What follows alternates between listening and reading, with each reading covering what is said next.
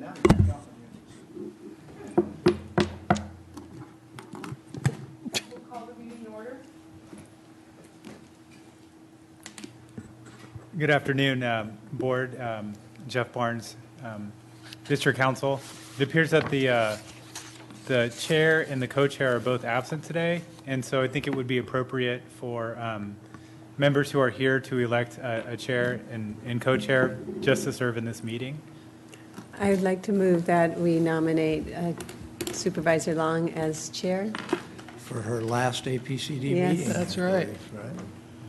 You need a second for that? I'll second that. Do we really need a vice chair, just in case Supervisor Long can no longer have capacity? Let's hope I make it through 20 minutes here. I guess not. No. Okay. Okay, good. All right, well, thank you, and then we'll call this meeting to order. It is called to order. We'll have roll call then. Rosa. Board Member Bennett, Here, Board Member Foy, Board Member Long, Here. Board Member Morgan, here. Board Member Parks, oh, Board she's Member here. Pollock, Here? Board Member Sharkey, present. Board Member Tucker, Board Member Zaragoza, and Board Member Ramirez. Here. If I could just make a comment, and that is, I just hope APCD in the future will look and not schedule APCD on Election Day. Yeah. Thank you. It's part of why we have a problem, but also even those of us who are here hope this is going to go fast, because on Election Day, you got a lot of elected officials that usually have a bunch of things going on. Well, I have something to say. 77 years, no. All right, let's rise for the Pledge of Allegiance, please. Hand over heart, ready to begin. I pledge allegiance to the flag of the United States of America and to the republic for which it stands, one nation under God, indivisible, with liberty and justice for all. Thank you. Okay. The elected. Go. Okay, minutes from our meeting of September 13th. We have a motion. Second? Motion by Mr. Sharkey, second by Mr. Pollock. All in favor, say aye. Aye. Any objection to that? Hearing none. All right, agenda review. As presented, any requests for changes, reordering?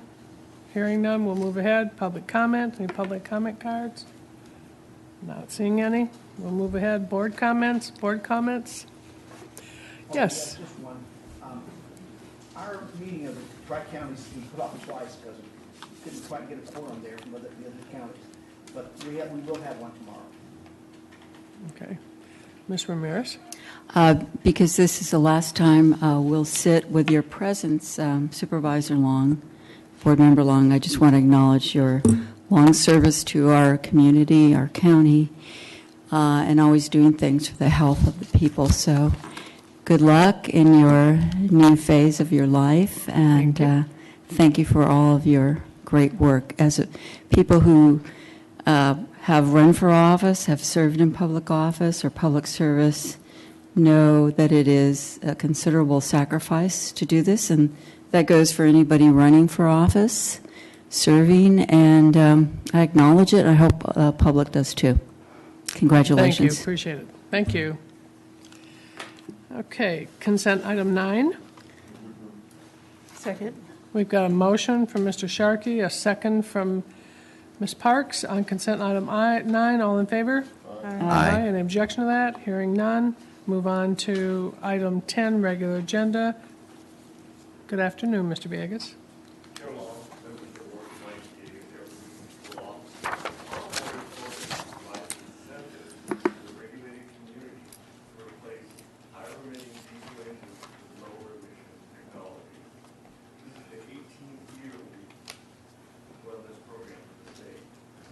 This year we received applications to replace a total of 127 tractors, 4 agricultural phones, 9 marine vessels, and 3 pieces of mining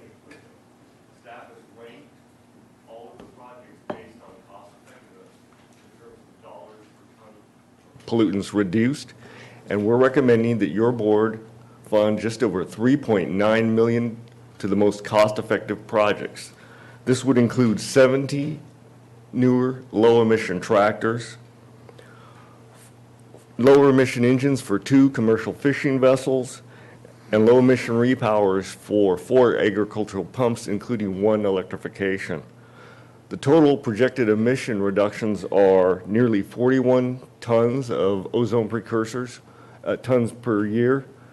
The majority of that nitrogen oxides, 1.8 tons per year of toxic diesel particulate, and 305 metric tons of carbon dioxide, a greenhouse gas. Of course, we'll be requesting authority to make minor administrative changes to the grants with concurrence of County Council, and we always monitor to make sure that contract requirements are met prior to making payments. That's all I have. Any questions?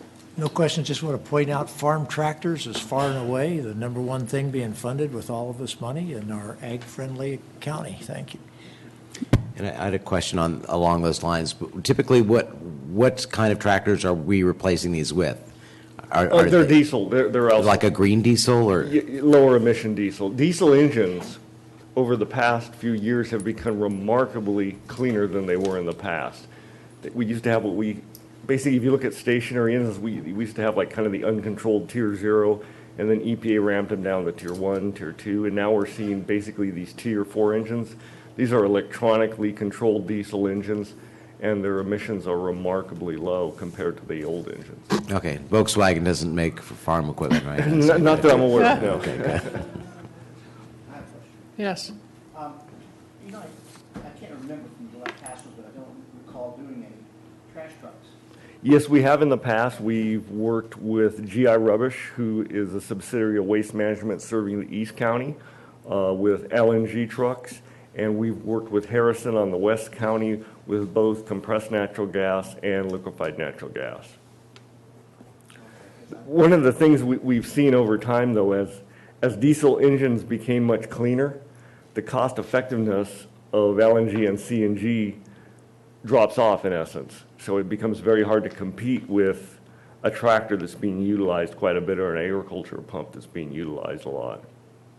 I just know they've got a couple of diesel trucks that out and stuff on top.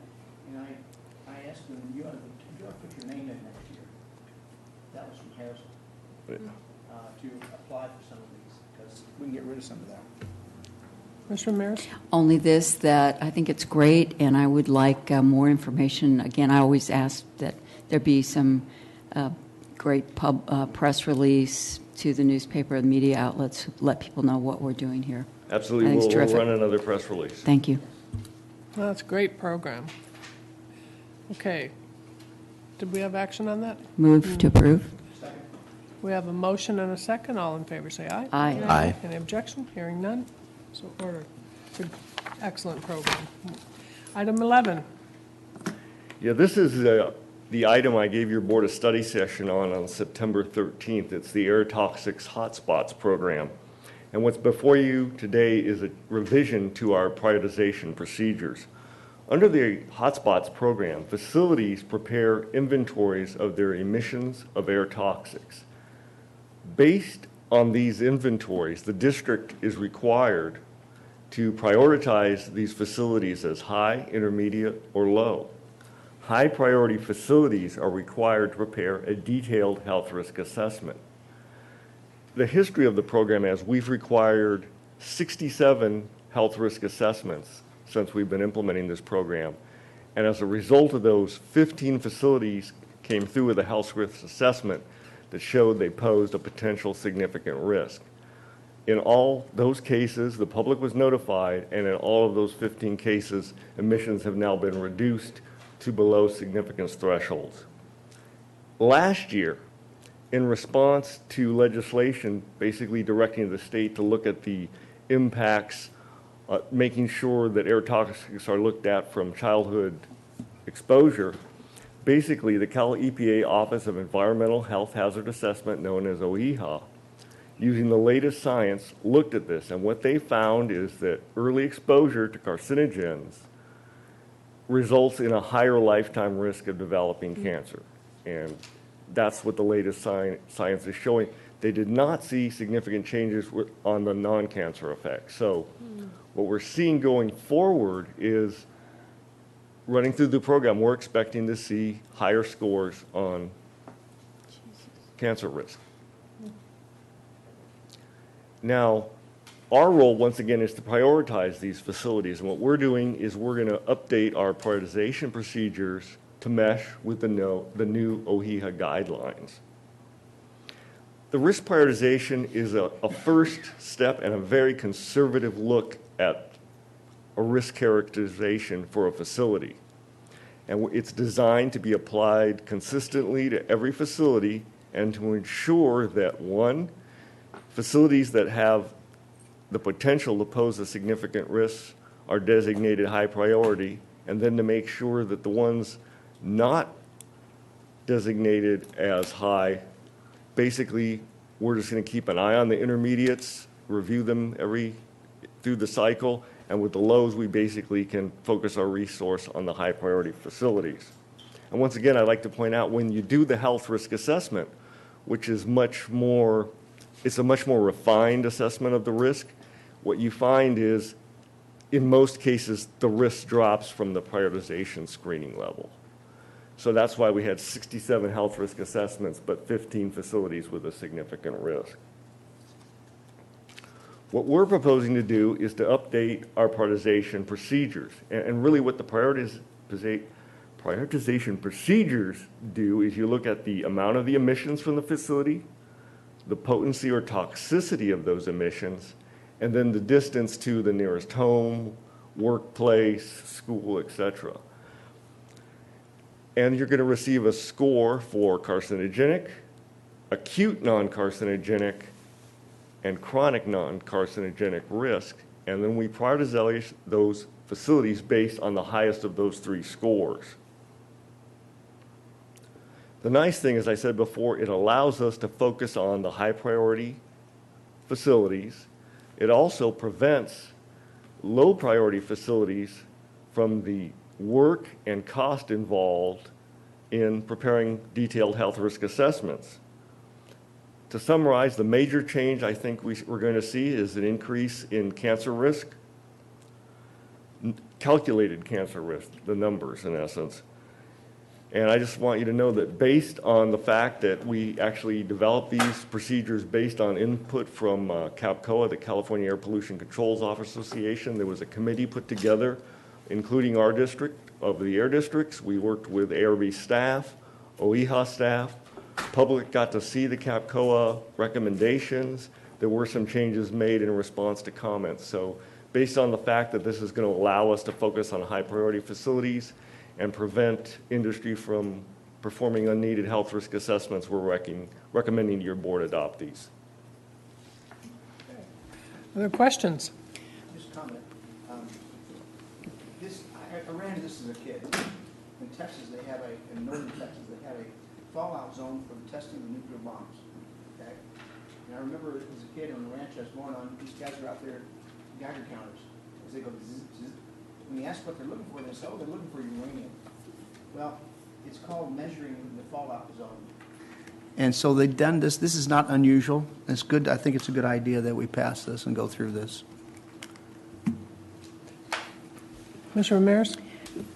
I just sometimes want to take a higher look, what do they call it, 30,000-foot look at what is the cost to our community individually and as an economy when people get sick with cancer.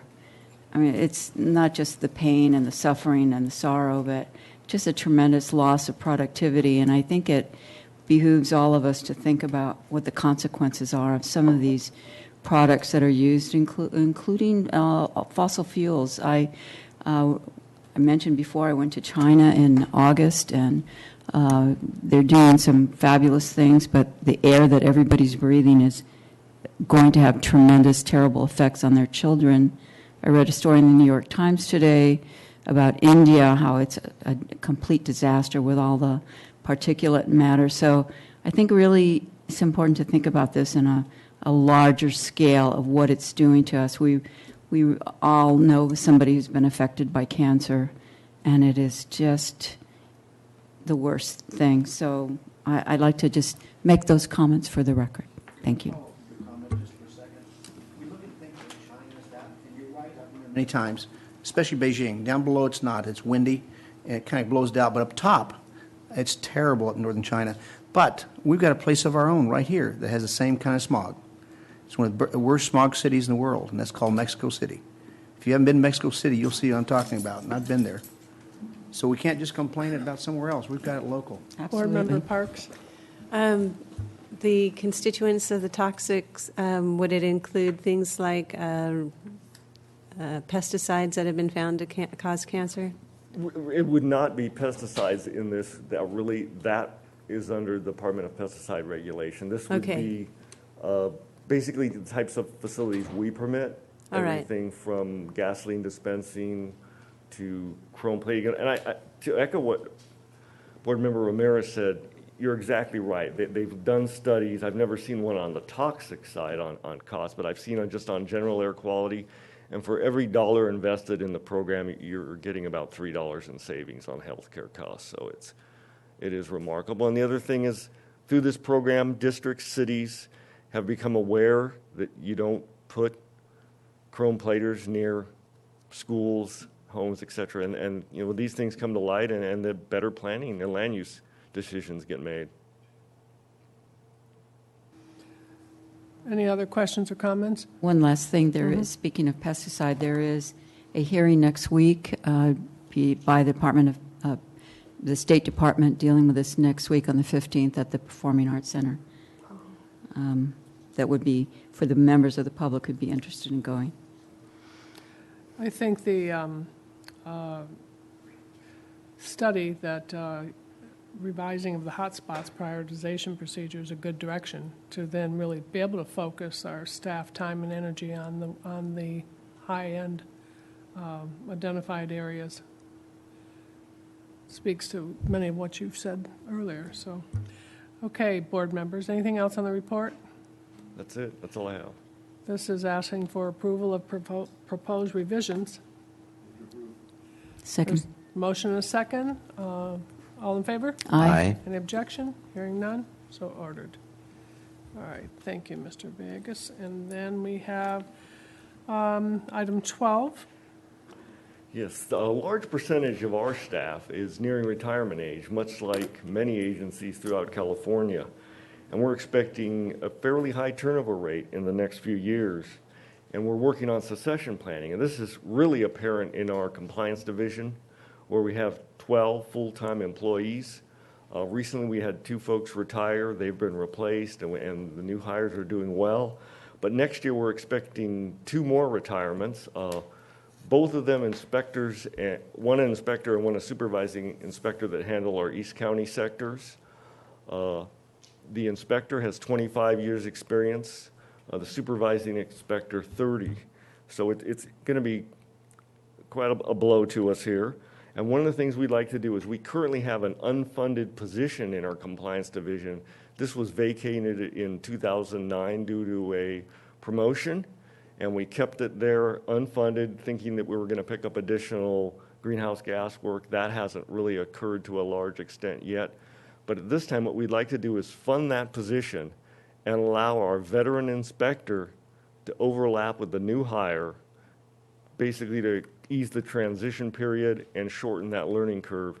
So when the inspector leaves and then the supervising inspector leave, at least we'll have a new hire with some element of being comfortable out in the field. I just think it's critical to meet your inspections on a timely basis. The other thing that's kind of compounded this is we do have an inspector out with a work-related injury.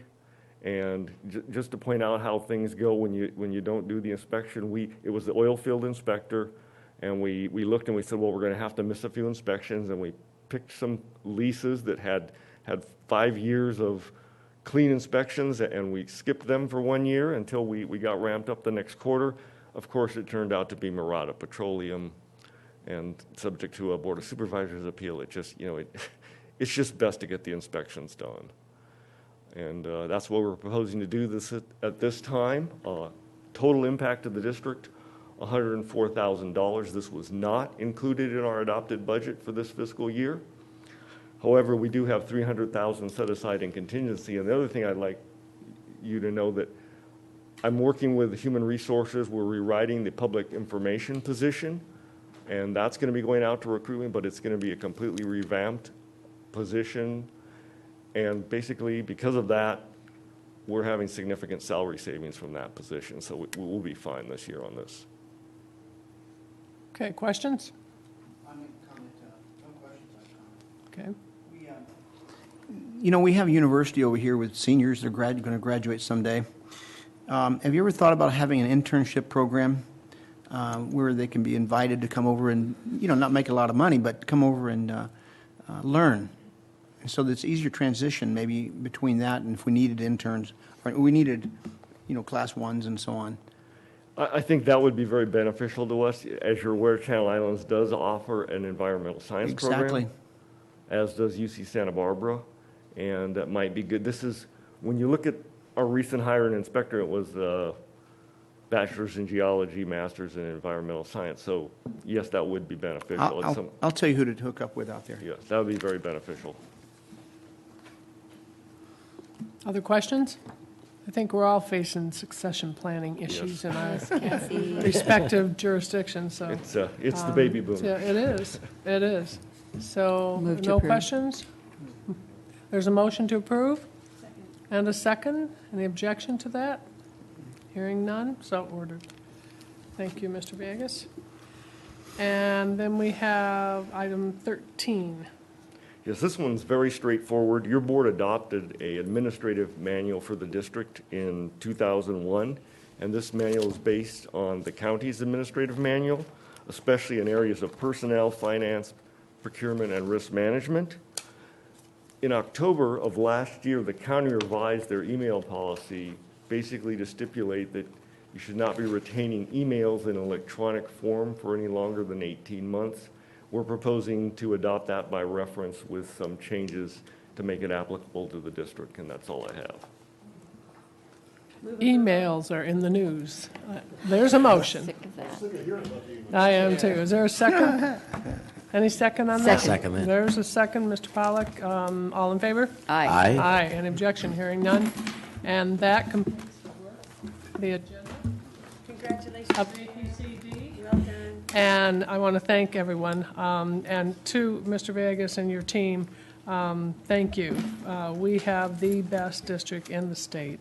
I believe we're very progressive. I believe we understand the benefit, the return on investment of clean air to our health in our communities, and to be able to do things like the Carl Moore program and benefit our farmers. It has many, many opportunities, I think, for our county to continue to be a healthy place to live and breathe. And it's really leadership and your team, and I thank you. It's been a pleasure to work with you. It's been a pleasure, Supervisor Long. And I Thank wanted you. to point out, we have Chris Frank here. If you could just raise your hand. He's the engineer that's Hello, handled Chris Carl Frank. Moyer. Yeah. And we were the first district in the state to receive a clean audit from the Department of Finance, which really, you have to tip your hat to Chris and our fiscal team. It's great. And when ARB finished their audit, their concern was you need to take better pictures of the serial numbers on some of the engines, so we purchased a better digital camera. But he did an excellent job. He's retiring, moving to Arizona, and that's going to leave a big hole in our team. Yes, it will. Arizona? Why do you move Yes, there? it will. Well, we wish you well. We wish you well. And just to let you know, with the chair and the vice chair gone, we will not be able to conduct the standing committee today. Yeah. Sorry. And by the All way, right. Thank you. Go ahead. before we leave, I'd like to ask Ms. Long, is she going to travel a little bit here pretty soon? Not pretty soon, but soon.